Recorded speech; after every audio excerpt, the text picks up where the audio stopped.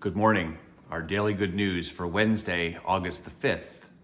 Reading from the interpretation of the Bible called The Message, and the subtitle is called The God Revealer, according to the Gospel of John. The very next day, John saw Jesus coming toward him and yelled out, "Here he is, God's Passover lamb. He forgives the sins of the world. This is the man I've been talking about, the one who comes after me, but is really ahead of me. I knew nothing about who he was, only this, that my task has been to get Israel ready to recognize him as the God Revealer. That is why I came here baptizing with water, giving you a good bath and scrubbing sins from your life, so you can get a fresh start with God." John clinched his witness with this: "I watched the Spirit like a dove flying down out of the sky, making himself at home in him. I repeat, I know nothing about him except this. The one who authorizes me to baptize with water told me, the one on whom you see the Spirit come and stay, this one will baptize with the Holy Spirit."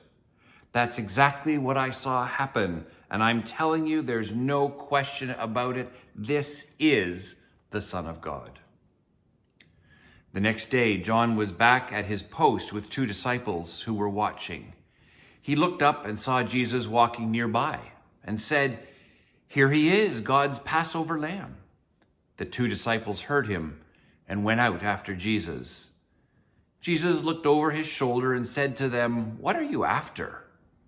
They said, "Rabbi," which means teacher, "where are you staying?"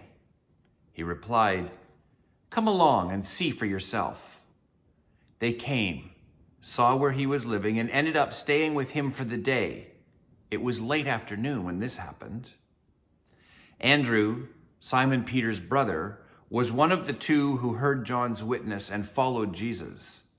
The first thing he did after finding where Jesus lives was find his own brother, Simon, telling him, "We found the Messiah," that is, Christ. He immediately led him to Jesus. Jesus took one look up and said, "You're John's son, Simon. From now on, your name is Cephas, or Peter, which means rock." The Gospel of Christ. Can you hear the excitement? The excitement in that story. The story of the disciples who Jesus called.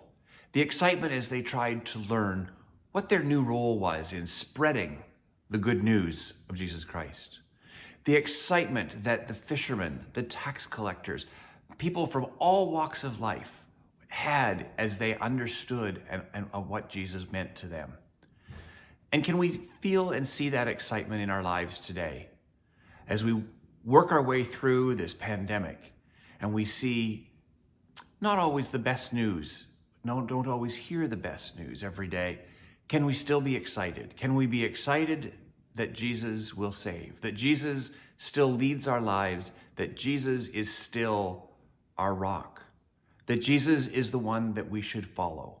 And by following Jesus, we know and we have the assurance of everlasting life. This is going to be a grand and glorious day.